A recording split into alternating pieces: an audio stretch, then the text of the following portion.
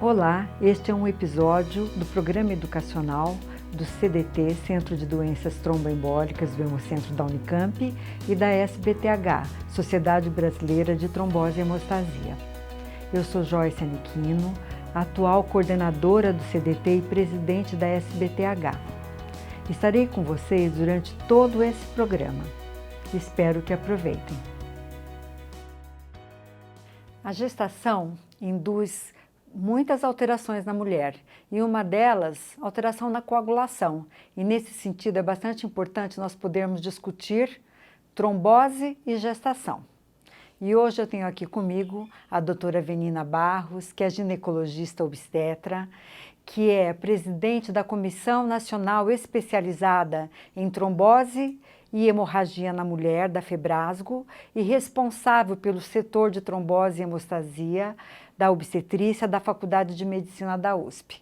Bem-vinda, professora. Prazer, Joyce. Obrigada pelo convite e pela oportunidade da gente estar divulgando esse tema tão importante. Então, a primeira pergunta que eu gostaria de lhe fazer é: qual a importância da trombose na gestação? Então, hoje, qual a importância da trombose? Que no nosso país, e bem como nos países do exterior também, a trombose na gravidez e nos pós-parto é uma das principais causas de morte materna. Daí a importância da gente estar alertando para esse tema, né, doutora Joyce? E dentro desse assunto, trombose, o que pode predispor a trombose, muito se fala sobre trombofilias hereditárias. Aqui eu acho que a gente pode até deixar um pouquinho de lado a síndrome do antifosfolipídio, que é uma situação adquirida. E eu gostaria então de que você pudesse comentar sobre trombofilias e perdas fetais ou até infertilidade. Então, o que que a gente sabe hoje? Que como a doutora Joyce já colocou, como a senhora colocou, a questão da SAF, que é a síndrome antifosfolípide, ela tem uma importância grande para os abortamentos de repetição, para os casos de pré-eclâmpsia grave e precoce e para casos de insuficiência placentária. Então, essas são as pacientes que precisam ser investigadas para a síndrome antifosfolípide.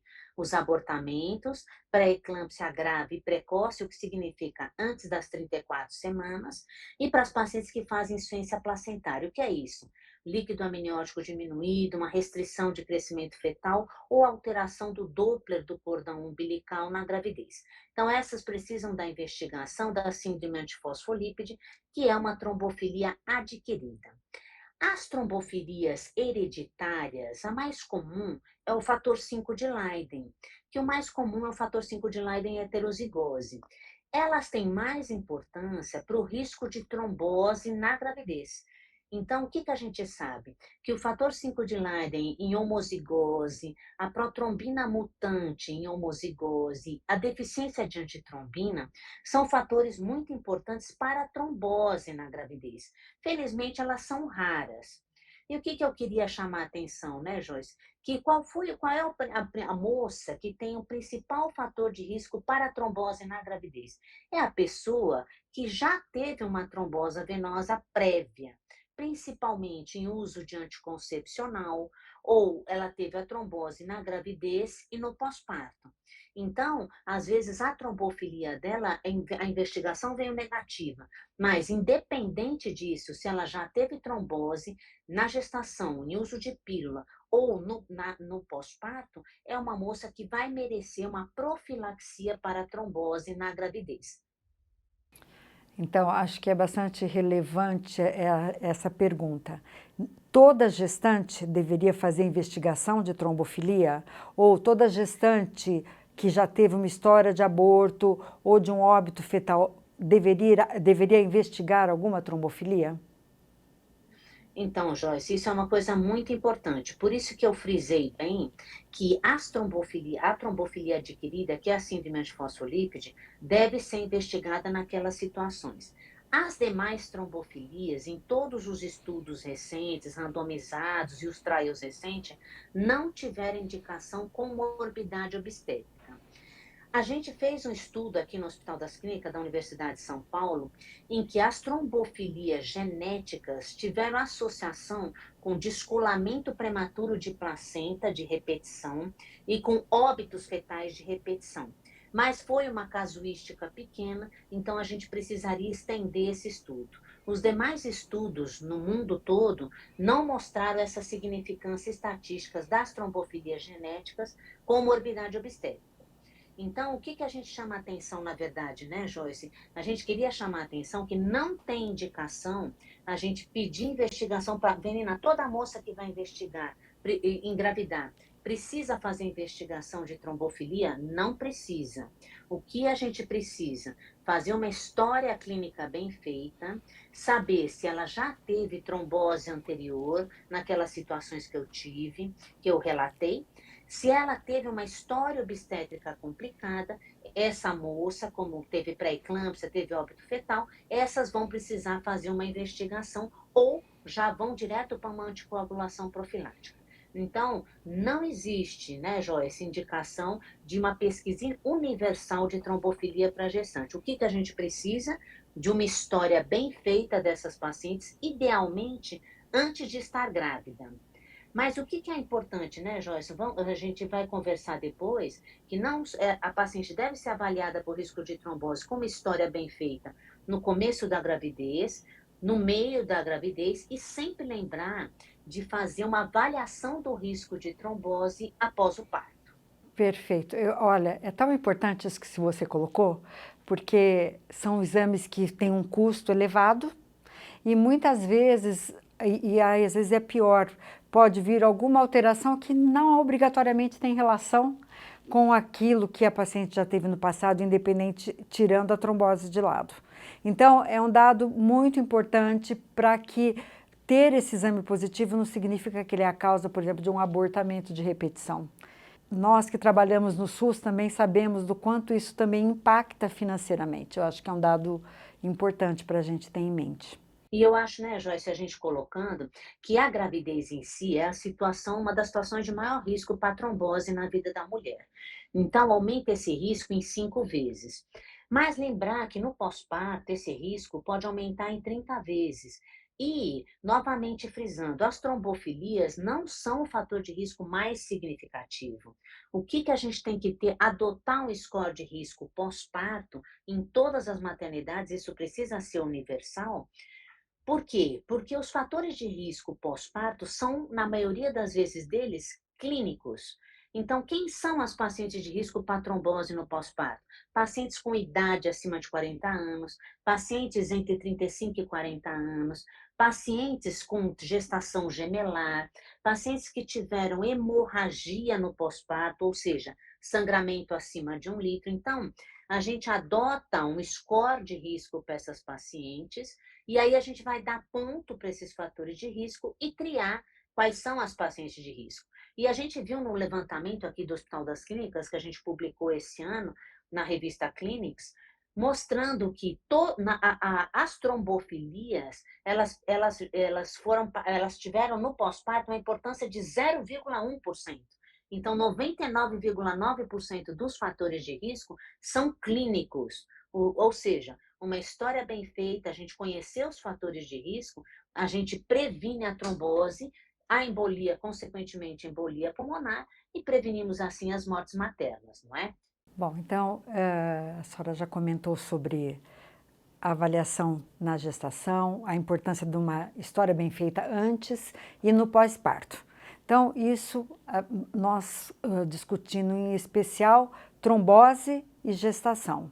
Agora, aquela paciente que teve abortos de repetição, nunca engravidou e não está grávida, eu gostaria que você pudesse discutir um pouquinho sobre trombofilia para essas pacientes, ou aquelas que tiveram um óbito fetal. Então, as pacientes com abortamento de repetição corresponde a 5% da população obstétrica. Isso é muita gente, não é? Mas os abortamentos de repetição é uma síndrome diferente de um contexto somente de trombofilia, não é? Então, por exemplo, quando a gente vai estudar pacientes com abortamento de repetição, apenas 10% delas têm trombofilia. Que trombofilia? a síndrome antifosfolípide. Outras causas, então, a gente tem que lembrar que ainda a principal causa dos abortamentos são alterações genéticas do casal, não é? Então, a idade materna pode estar interferindo. Hoje a gente sabe que a idade do pai pode interferir na alteração genética do embrião. Então, abre aqui um leque de investigação para essas pacientes. E quanto mais precoce o aborto menor de 8 semanas, há uma alta probabilidade de que tenha havido uma alteração genética nesse embrião. Outras causas são malformações uterinas, alterações endócrinas, principalmente déficit de progesterona, diabetes mal controlado, ou seja, a síndrome do abortamento de repetição não se restringe à pesquisa de trombofilia. É uma síndrome complexa, às vezes muito difícil de ser investigada, não é? Porque tem um custo também toda essa investigação, mas é importante frisar que a trombofilia vai corresponder a apenas 10% desses casos, que é a síndrome antifosfolípide. E lembrar que o fato da gente ter detectado os anticorpos antifosfolípide e a paciente com clínica de abortamento de repetição não exclui que ela possa ter outros fatores associados, não somente a síndrome antifosfolípide. A questão do óbito fetal, Joyce, eu preciso dizer para você que me incomoda muito, porque apesar dos trials todos dizerem que as trombofilias genéticas não têm associação com abortamento, com perda fetal, com óbito fetal. Então vamos definir aqui. O abortamento a gente define até 20 semanas de gestação. Óbito fetal é definido após 20, 22 semanas de idade gestacional. Então, é outra entidade. Claro que após o óbito de um feto, depois de 22 semanas, a gente também tem que descartar as malformações fetais, malformações cardíacas, as múltiplas malformações têm que ser bem documentadas, infecções, então diabetes mal controlado, então também é um espectro de alterações. E por isso hoje, né, Joyce, a gente não pode aceitar uma publicação que diz que somente a trombofilia não teve associação com óbito fetal. A gente tem que ter todos esses parâmetros elencados também, não é? Mas a paciente que tem uma trombofilia pode ter uma maior predisposição à trombose, infartos placentários, mas esse é um estudo muito difícil de ser realizado. Então, também, novamente, uma história bem feita, uma anamnese bem feita desses óbitos fetais podem direcionar a nossa pesquisa, não é? Mas essa é uma área ainda de muita investigação. E ainda, o mais estudado é a síndrome antifosfolípide, levando esses óbitos fetais para a trombofilia. Mas não esquecer que malformações, diabetes, malformações uterinas também podem corresponder a esses óbitos mais tardios, que a gente chama aí depois das 22 semanas, não é? Acho que é um dado extremamente relevante e mesmo diante de uma visão mais assertiva, talvez a gente, na investigação de abortamentos de repetição ou de óbito fetal, a gente pode começar por aquilo que é mais comum e, se nada disso justificar, partir, por exemplo, para a pesquisa de uma trombofilia hereditária, que vai ser muito mais rara e que tem um custo que não é desprezível, não é? Exato. Então, frisar que, infelizmente, infelizmente porque as pacientes que têm uma perda, que têm aborto de repetição, elas querem muito o diagnóstico, elas querem entender o que está acontecendo com ela, não é? Mas, como você colocou, o fato, por exemplo, de ter um fator 5 de Leiden heterozigoso em heterozigose, justifica eu ter tido meus abortos de repetição? Provavelmente não, né? E então você vai anticoagular essa paciente, ela vai continuar tendo as perdas. Então, essa é uma síndrome complexa e que a paciente precisa ter uma noção de que todos esses aspectos precisam ser contemplados para o sucesso da gravidez, não é? Ótimo.